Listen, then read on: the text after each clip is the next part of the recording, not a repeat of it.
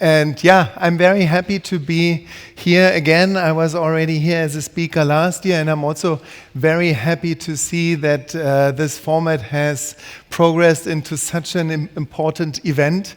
And it was a really interesting 2 days already, and I'm also looking forward to tomorrow's talks.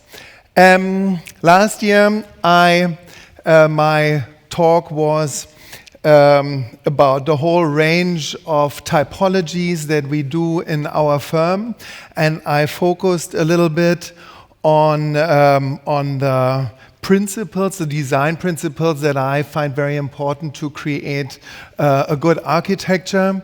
I will skip the introduction because I think I've met most of the people. One slide of last year, so of course we like to blend into the historic environment, and we also like to come close to a human proportion. But I think for me the most important thing is that we need to create a small-scale diversity. A small-scale, diverse granularity.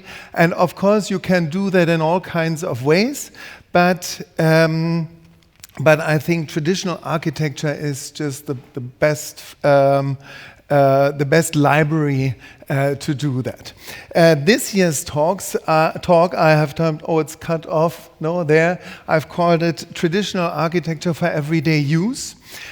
So we've seen these beautiful examples of projects of Robert Adam, of Thomas Albrecht, and of others, but I want to show this year something that is much more sober, because we don't only have expensive museum buildings or palaces or mansions, but we need to create space for the normal average person residential buildings.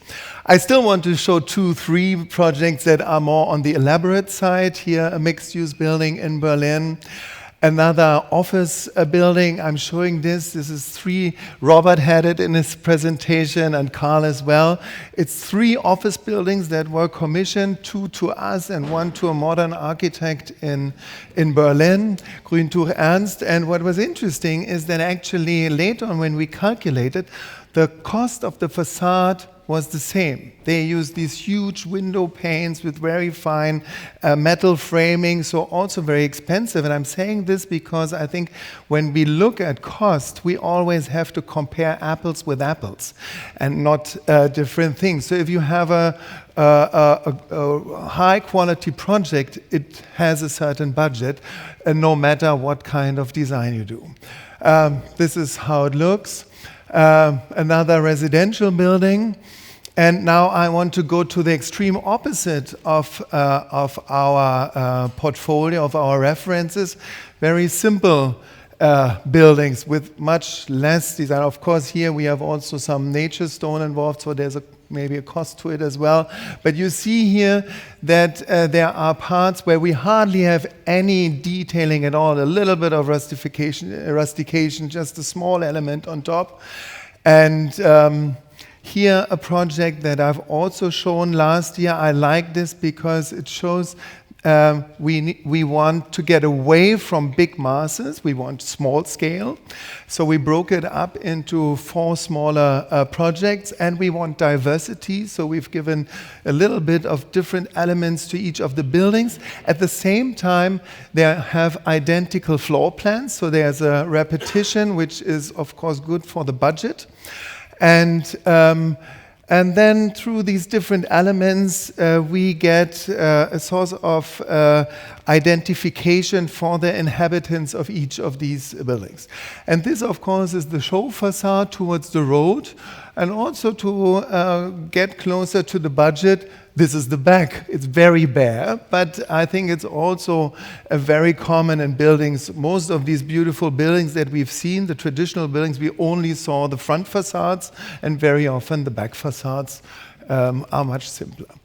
I flipped through another few projects here. If you take away the oval window and some of the lines, there's hardly anything left. So again, simple buildings. And I've chosen this one in particular to show today because it's done by a big developer called Bonava. They are very active in Norway. I think they actually come from Norway, and usually they do greenfield projects in the suburban areas, row houses. And we have done for them the first urban inner city residential building. And I'm hoping maybe one day that I can do a job for them here in Norway. But you see again, there's hardly anything there in elements. There's a little bit of rustication on the ground floor and a little molded cornice on the top, and that's almost it. Yeah. I run you through 3 projects that we are currently working on are in construction. Here, a mixed-use project with 8 buildings, 1 office building, and 7 residential buildings. And you see already by the big road that this cannot be a really expensive residential building. So it's a normal middle-class building, and of course, the office building looks like an office building. It's more simple, and even the residential buildings, they just have a few lines, a few cornices. They have maybe some nice windows, but again, not too much detailing in order to fit the budget that is appropriate for this very location. Another project which I've already shown last year, and I want to zoom in one more time. Because we have got a couple of small elements that we have chosen here, but we could even take away quite a few of these elements and still have it a successful a building. I liked some of the Jugendstil images that you showed, where you only showed the openings and still the facades have some quality. So we are trying to achieve something like this here. One of our latest projects, we just received a building permission for this cute little mixed-use building in the southwest of Berlin, in a beautiful Gründerzeit residential area. So of course, this is maybe not at the lowest end of budget.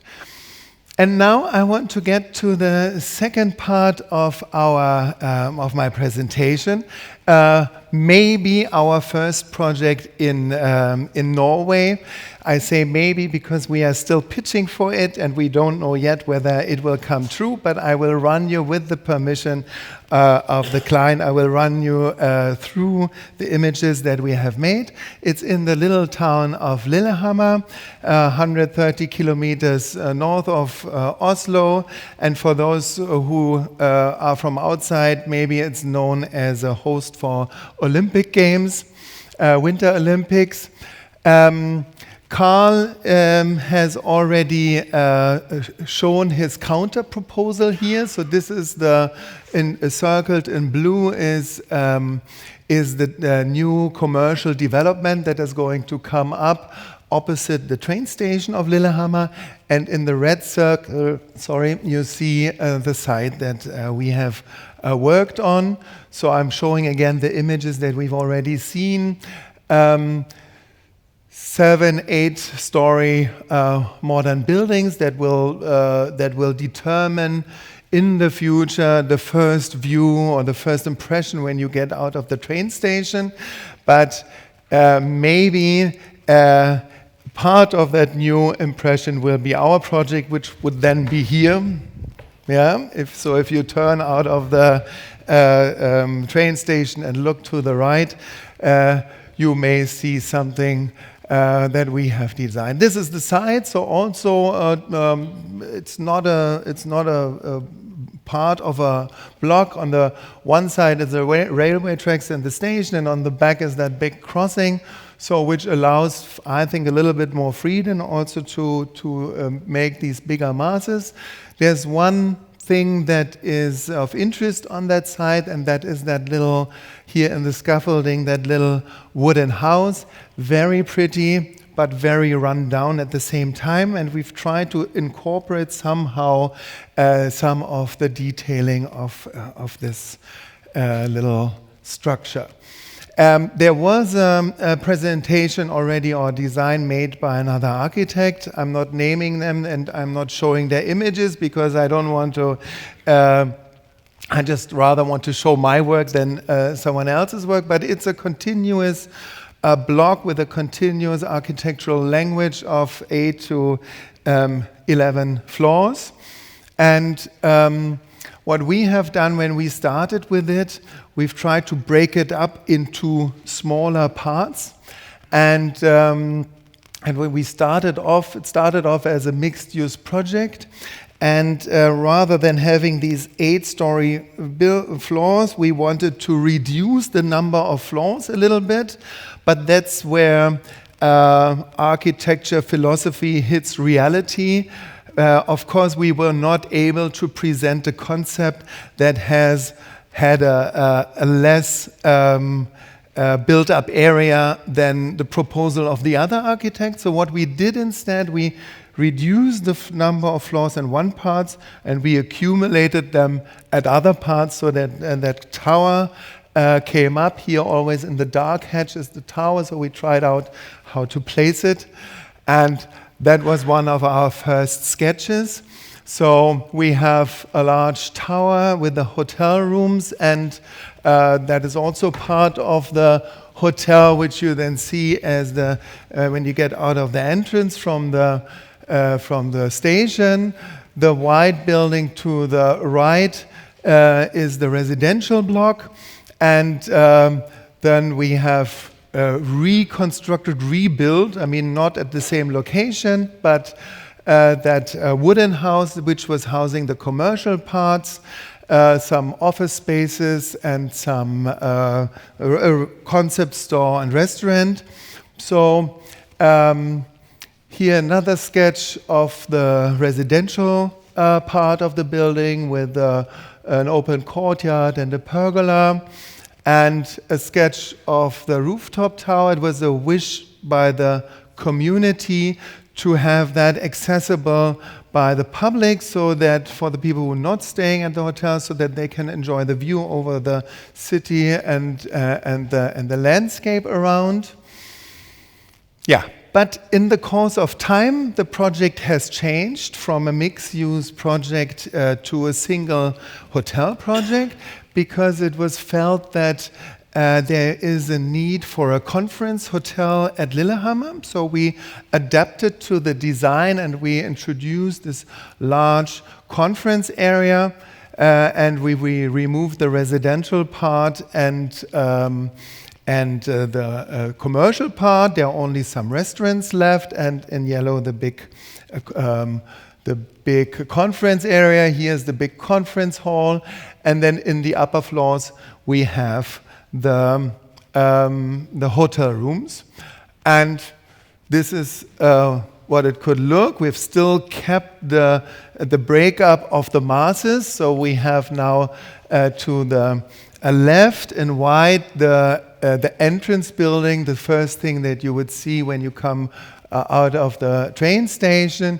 We have the tower with the hotel rooms, and we have used the design of the old wooden house and incorporated at that extension to the right with hotel rooms, and then down in the plinths we have the conference areas with a separate entrance for the event, and then an event terrace on top. I want to show you through a third section of my presentation, because very often when we work with clients that we have not worked before with, they get a little bit maybe overwhelmed by the number of details that we show.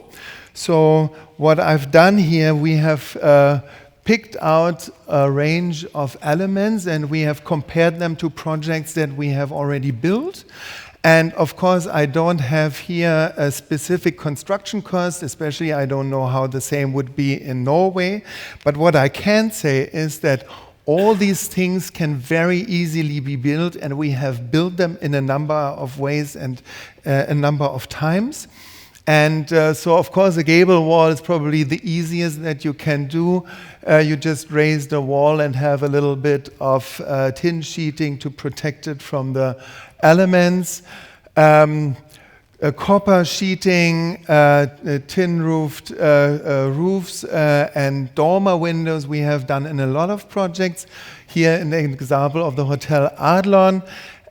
But we have also projects with simpler versions. We have also got copper sheeting at sometimes at parts of the facade. Here also a kind of tower. But again, here is also the possibility for a range of varieties to adjust to the budget. It can be pre-patinated copper as we have here. It can be plain copper. It can be zinc. It can be powder-coated aluminium, or it could even be colored plaster, maybe with only a few copper elements. Windows, arched windows we have used in a lot of projects. You can make them more elaborate with these metalwork in between with a small ornament, or it can just be added with a small detailing in the plaster, or even that can be cancelled if there's a strong budget restraint.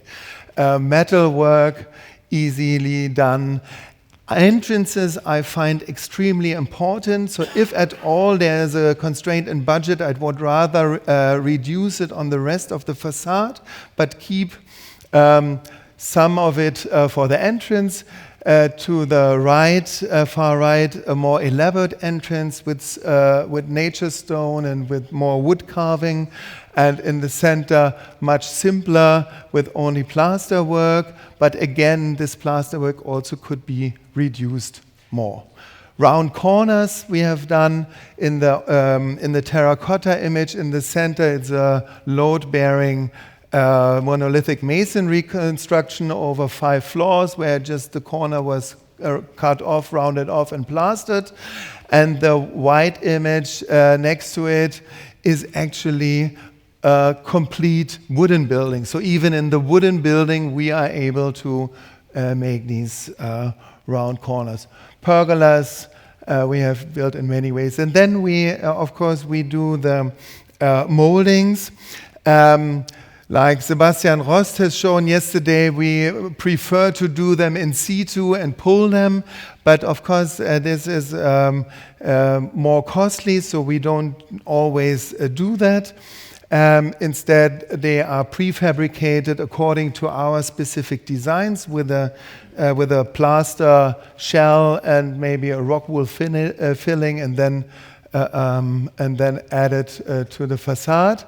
And also entrances, like you have also shown, Thomas, to underground parking don't need to be always ugly with horizontal segmented rolling shutters. Here with a metal gate and with a illuminated, colored, cassetted wall leading down the ramp. And lights, if there is a budget for it, we like to design them ourselves. And probably one of the easiest elements to use and to give one little bit of classical idea to it is rustication. So we have that can be more elaborate, like in the picture in the middle, or it can be very simple, just a few lines in the plaster.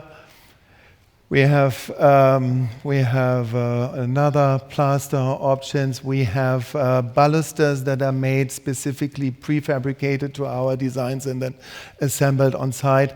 And of course, little pavilions can be built.